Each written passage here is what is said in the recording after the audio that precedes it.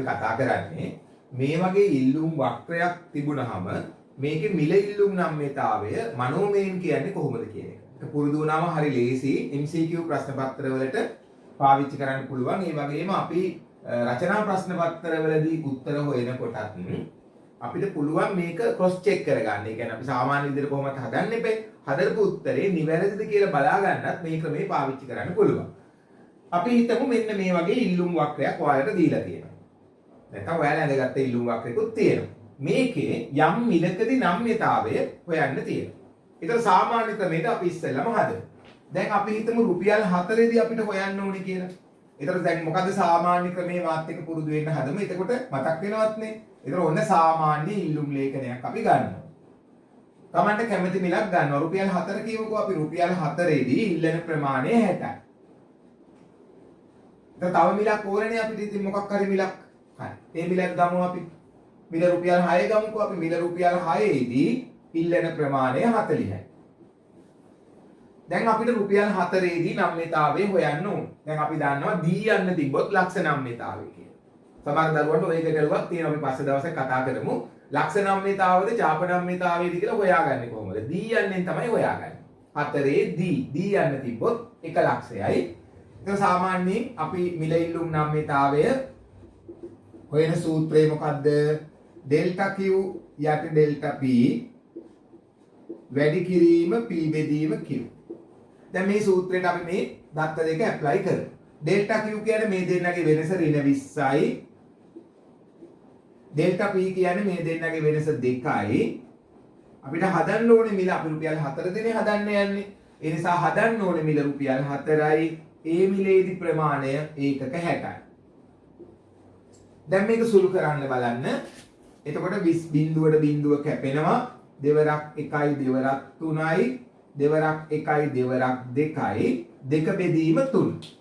ඒතර 2 3ෙන් බෙදුවොත් කීයද? ඍණාගේ කොහොමත් එනවා 0.6යි 6යි. මේක රවුන්ඩ් අප් කරන්න පුළුවන් වුණ නම් 0.6යි 7ට දිගටම 6යි 6යි 6යි කියලා එන හින්දා. දැන් මේක තමයි සාමාන්‍ය ක්‍රමය. මේක සාමාන්‍යයෙන් අපි පාවිච්චි කරන ක්‍රමය. දැන් අපි මේක හිතෙන් හදන ක්‍රමය මොකද්ද කියලා බලමු. මනෝමයෙන් හදන්නේ කොහොමද? මනෝමයෙන් හදනකොට ඉස්සෙල්ලම කරන්නේ හදන්න ඕනේ මිල තියෙනවනේ. දැන් මේ ලක්ෂය තමයි අපි හොයන්න යන්නේ.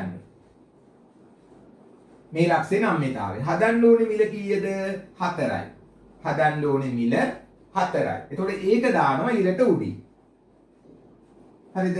ඊට පස්සේ උපරිම ඉල්ලුම් මිල තියෙනවනේ. මෙන්න මේ මිල ඒ දෙන්නගේ වෙනස දානවා ඉරට යටින්. එච්චරයි. එතකොට ලකුණ ඍණ වෙනවා කියලා කොහොමද දන්නවා? එතකොට උත්තරේ කීයද? ඍණ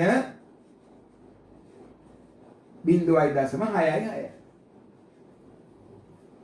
හරි. දැන් එහෙනම් කියන්න බලන්න මෙතන නම්‍යතාවය. හදන්න ඕනේ මිල 6යි. මේ දෙන්න අතර වෙනස 10යි 6යි අතර වෙනස 4යි. ඍණ 1.5යි. මෙතන හදමු බලන්න. හදන්න ඕනේ මිල කීයද? රුපියල් 2යි. මේ මිලයි අතර ગેප් එක කීයද? 8යි.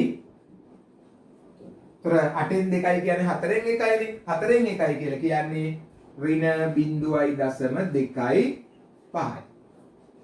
ඔන්න ඔය විදිහට දාගෙන යන්නයි තියෙන්නේ. එතකොට සමහර ප්‍රශ්නවල ඇවිල්ලා තියෙනවා නම්‍යතාවය එකක් වෙන මිල සොයන්න කියලා. එතකොට හදන්න මේපා මෙන්න මේ උත්තරේ දෙකෙන් බෙදන්න. මොකද මධ්‍ය ලක්ෂ ප්‍රමේය අනුව ඉල්ලුම් වක්‍රයේ මධ්‍ය ලක්ෂයේදී නම්‍යතාවය එකක් වෙන්නේ.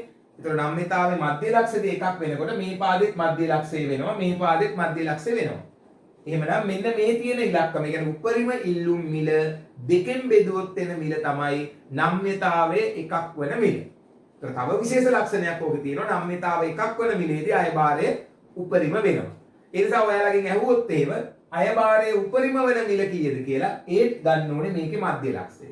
නම්‍යතාවයේ එකක් වෙන මිල කීයද කියලා ඇහුවොත් ඒත් ගන්න ඕනේ මධ්‍ය ලක්ෂය. ඒ කියන්නේ මේ මිල දෙකෙන් බෙදුවා නම් හරි. හරිනේ. ඒතර නම්‍යතාවයේ එකක් වෙන මිල හිතෙන් කියන කෙටි ක්‍රමය තමයි මෙතන තියෙන මිල දෙකෙන් බෙදන එක. අනිකුත් මේ මිලකට අනුව නම්‍යතාව හොයන්න කිව්වොත් අදාළ මිල දානවා ඉරට උඩින්. ඒ මිලයි උපරිම ඉල්ලුම් මිලයි අතර වෙනස දානවා ඉරට යටින්. එතකොට උත්තරේ නම්‍යතාව උත්තරේ එනවා. හරිනේ. එතකොට හොඳට පැහැදිලි කරගන්න ඕනේ ඒ ටික. ඊළඟට දැන් මේක ඒ වැඩේම සමීකරණයකින් කරනවා නම් කොහොමද කරන්නේ කියලා බලමු. ඒ වැඩේම කොහොමද අපි සමීකරණයකින් කරන්නේ කියලා බලමු. දැන් මේ තියෙන්නේ වක්‍රයනේ. මේ වක්‍රය දුන්නාම මේ විදියට හදන්න ඕනේ මිල ඉරට උඩින් දැම්මා. ඊට පස්සේ උපරිම ඉල්ලුම් මිලයි අතර වෙනස ඉරට යටින් දැම්මා. එතකොට උත්තරේ එනවා. අපි බලමු දැන් මේ සූත්‍ර මුකුත් පාවිච්චි කරන්නද මේ උත්තරේ සමාන වෙනවා කියන එකෙන් පැහැදිලි වෙනවා ඒ ක්‍රමය හරි කියලා. දැන් අපි හිතමු මේ සමීකරණයක් දෙනවා කියලා අපිට. ඔන්න සමීකරණය මේකේ QD සමානයි අන්තක්කණ්ඩය කියලා කියන්නේ උපරිම ඉල්ලුම් ප්‍රමාණයනේ 100යි. අනුක්‍රමණය වෙන්නේ මේ 100 10න් බෙදපුවාම එන උත්තරේ 10යි P. දැන් මේක තමයි මේ ඉල්ලුම් ලේඛනයේ අදාළ සමීකරණ. ඒක මම හිතනවා ඔයාලා දන්නවා ගැටලුවක් නැහැ. එතකොට අපි කරන්නේ දැන් අපි රුපියල් 6 දී නම්‍යතාවය හොයන්න ඕනේ. P සමානයි 6 දී නම්‍යතාව.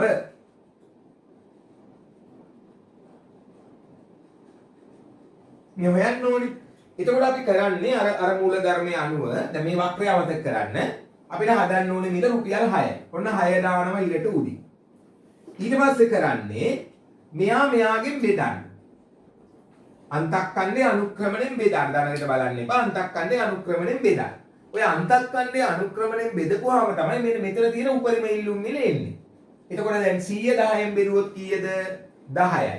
හරි. 10න් මේක අඩු කරන්න. 10න් අඩු කරන්න මේක. එතකොට 10න් මේ 6 අඩු කරාම කීයද? 4යි. එතකොට 1.5ක් එනවා. ඍණ ලකුණ කොහොමත් එන හින්දා අපි වෙනම ඊගර දගලන්නේ නැහැ.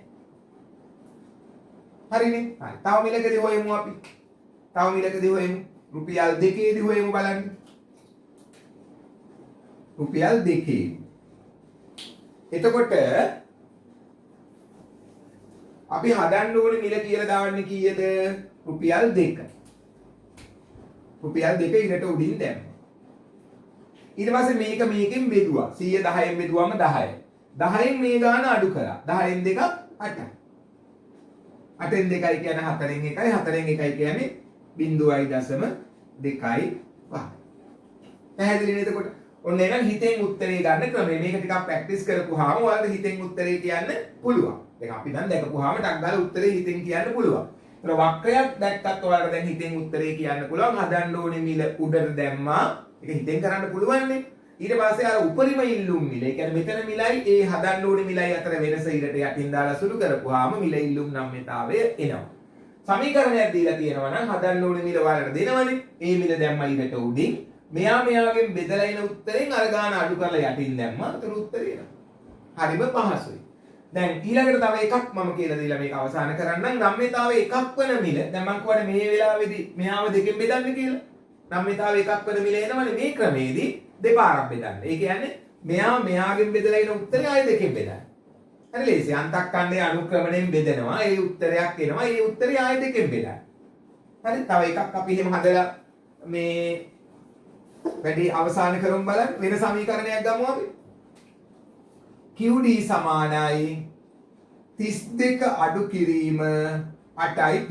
දැන් ඔයාලගෙන් අහනවා නම්‍යතාව එකක් වෙන මිල කීයද කියලා. නම්‍යතාව එකක් වෙන මිල. මොකද්ද කරන්නේ අපි ඉස්සෙල්ලාම 32 8ෙන් බෙදනවා. 32 8ෙන් බෙදුවාම 4යි. ඒක ආයෙ දෙකෙන් බෙදන්න. එතකොට 2යි.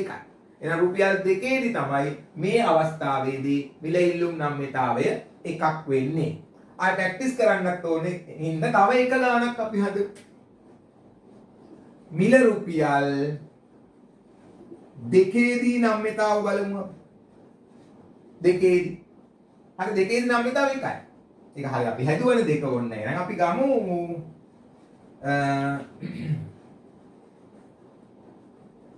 මේක එතකොට උපරිමේ ඉන්නේ 8 වරක් 4 රුපියල් 4 රුපියල් 3ේදී බලමු. රුපියල් 3ේදී. හරි. එහෙනම් අපි කියමු රුපියල් 3ේදී නම්‍යතාවයේ ඉස්සෙල්ලාම කරන්නේ හදන්න ඕනේ මිල ඉරට උඩින් 3යි. ඊට පස්සේ මොකද්ද කරන්නේ? අන්තක්කණ්ඩේ අනුක්‍රමණයෙන් බෙදනවා. 32 බෙදනවා 8ෙන්. 4යි. 4යි මේකයි අතර වෙනස ගන්නවා 1යි.